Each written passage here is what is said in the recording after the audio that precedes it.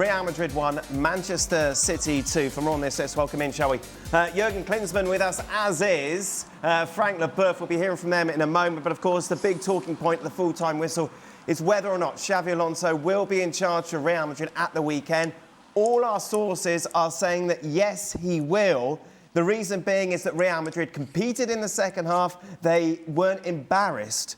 That's where we've become. That's where we are with Real Madrid these days. Yeah, I think so. Well, if you watch the Liga every week, if you watched Celta de Vigo a few days ago, if you watch a lot of their games, they created more. And I'm not saying, this Xabi Alonso is going to be in this job at Christmas or beyond. But the one thing that would have seen him go tonight was a real pasting.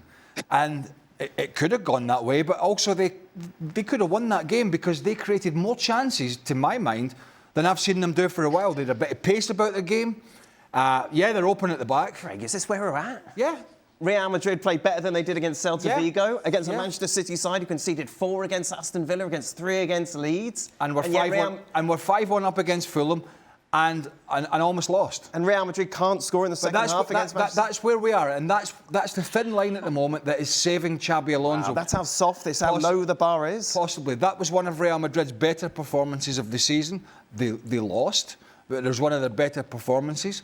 And I think that will be just enough, and according to the sources you said, I think that will be just enough to save his skin for now. It was quite ironic, really, that one of the guys that's been the biggest problem for him, Vinicius Jr., outspoken about his game time, outspoken about the manager, even suggesting that players were not listening and he'd lost the dressing room. He was one of the guys tonight, along with Bellingham, that could have taken a bit more pressure off Xabi Alonso because he had 2 fantastic chances and he was the guy that let his manager down again. Furthermore, if we're going to go down the path of Vini Jr., with Kylian Mbappe sitting on the bench, unavailable because obviously he was not fit, then it is the opportunity for Vini Jr. to say, yes, this is my team, like it's always been. It's my group. It's my opportunity to then have that sort of performance and carry this team to a win, and the opportunities fell to him, and it didn't quite happen for him, nor for Real Madrid. Now,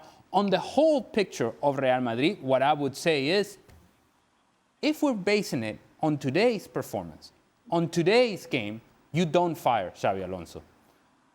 If you're basing it over soft. No. This is Real Madrid. They've won the Champions League more than anyone. They've won 2 games in 8 matches. If you would just listen, it would be a wonderful back and forth. It'd be a great conversation, interesting and engaging for everybody. But just listen for a second. When you're talking about Real Madrid, we're talking about the totality of the season and what led up to this game. You put all of that together, then you can make the argument. But you don't fire him after today. You fire him after he lost against Celta de Vigo at home. And it's not a matter of going soft or not. It's just watching the game. And today, they were good. Real Madrid were better today than they have been over the last month and a half. That's not difficult. Well, how do you know? That's a different conversation. You've been under the knife. Well, I tell you what, I was on a lot of drugs, but I'm sure Real Madrid weren't very good. You were in a coma. Why? Let's be honest about it. You're asking us. The question is, will they sack him? I think the answer is probably no. I just can't believe we're sat here after Real Madrid lose again at home against Manchester City, who aren't the Manchester City they were a few years ago, and go, no, at least they tried. No. Before we go to the boys, it just sounds before we go to the boys, we're selling it as... It sounds so Manchester United. But we're selling it as... Oh, my God. We're selling it as how they will perceive it, how the president will perceive it, how the media may perceive it. I honestly don't think he's got much life left here, and I'll guarantee you one thing. If they lose against Alaves at the weekend, he's 100% gone. Our graphics department hate Real Madrid. Look, they got 1 goal. Come on. You had all this time off and you want people fired. Jurgen, I just know we know what Florentino Perez is like. We've seen him in the past sack Vicente del Bosque for crying out loud after they won the league. Yet on this occasion, a second-half performance against Manchester City where you still lose the game, but come on, at least you tried. What was the second half? They were quite good in the first half up to a point. OK, they went in down at half-time. Yeah. But they started the game... But the rhetoric seems to be yes, but they didn't give in. They didn't roll over. They didn't get humiliated. No, well, if you'd listened to yesterday's show, I said... Yeah, I was. And you were on the show and you didn't listen to you me. Said if they go in and get humiliated, said yesterday... it'll be over. And the fact they lost, but they weren't humiliated. I said yesterday, if they'd taken a walloping today, he'd be gone. I know. They did not. Right. But they still lost. Go to Jurgen. I will. Thank you very much. Yeah, please, come to us. No, I think, as Alejandro said, what is the bigger picture of Real Madrid? The bigger picture is to win trophies this year under Xabi Alonso. Now, there has a lot of up and downs, a lot of speculations, but that's Real Madrid. There's always a lot of rumors, always a lot of arguments, heated discussions everywhere. And yeah, we're in the middle of those heated discussions. But fact is, they played a good game. They lost, but they played a good game. I think, he's working every day hard to get the relationships going and get the relationships right.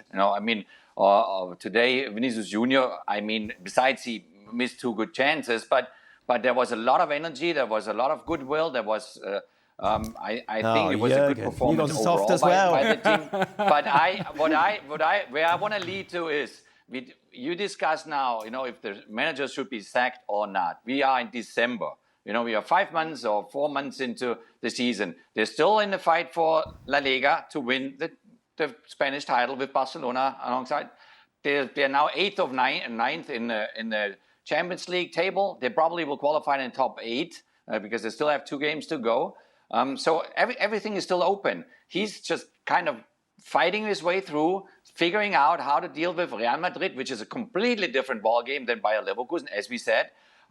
And he's fighting day in, day out. So, it seems like there's a joy sometimes of the public or the media to say, okay, who's the next coach that needs to leave? Who's the next coach that gets fired? And what's then? What is then? So if Real Madrid fires Xabi Alonso, what's now? No, who steps in now? Thank you. If the locker room is not doing well right now, then why should there a new coach fixing the locker room right away? So the locker room sometimes needs to fix itself.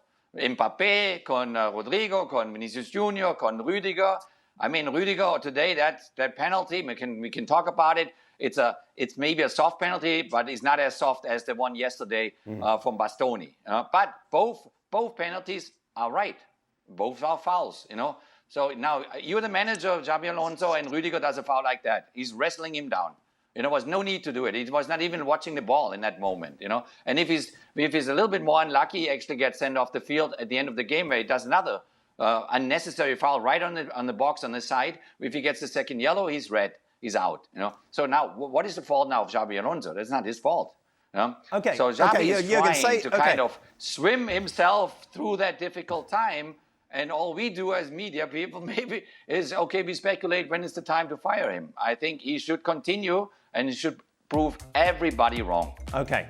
Frank, I'll go to you a bit later on because I want to carry on this conversation with Jurgen. Say that Xabi Alonso gets sacked tonight. Say you get a phone call from Florentino tomorrow and says, come and be the coach of Real Madrid. Obviously, you're going to accept. What do you do? If you go in there as the new manager, as you say, if all the players aren't putting in 100% for you, how do you change that narrative? How do you change that characteristic within those players if Xabi Alonso clearly hasn't been able to do that? You have to know answer before you jump in there and figure it out yourself. So those are clubs. When I went into Bayern Munich, you go there, you have to go. You get an offer from Bayern Munich, you get an offer from Manchester United, you get an offer from Real Madrid. You as a manager, if that's what you want to do as a job, you have to take it. You have to try it, figuring it out, hoping that maybe the players are in a good moment and instead of hitting the post, they hit the back of the net. So you have to take that risk. But before you take it, there's no guarantee that you will figure it out there. Now we speculate about Carlo Ancelotti. Will he figure out Brazil for the World Cup? Question mark. He doesn't speak Portuguese, but it's Brazil. So can you deny Brazil to go to the World Cup with Brazil? No, you can't. There are offers out there, and Xabi took that offer because they're not coming along every day. When these big clubs, the top 8 or 10 teams in the world come to you, knock at your door, you have to say yes, and then you throw yourself into the cold water. And then hopefully it works out, and if it doesn't work out, then at least you gave it a shot. And you get a nice payoff. Frank? Yeah, what am I going to say? you're on your own, Dan, in that discussion, because really the problematic there is you play the angry fan, and you go on the side, you say, okay, we have to sack the guy, but what else? And Jurgen alluded it. What can you prepare if you sack him and get somebody else? And we have seen last year with Ancelotti, they're the same issues. That's not coming from the coach. And when Rudiger makes the mistake, the penalty, what can Xabi Alonso do? And also, if Vinicius Junior, instead of being spectacular, is just showing some effectiveness on the last thing that he has, that's a goal. And everybody has another speech then. So, instead of saying, oh, yeah, we have to change the coach because it doesn't work like that way with Xabi Alonso. No, it doesn't work that way. You were mentioning Manchester United. They're not the same level. But you were mentioning Manchester United, which decided to change coaches. For which result?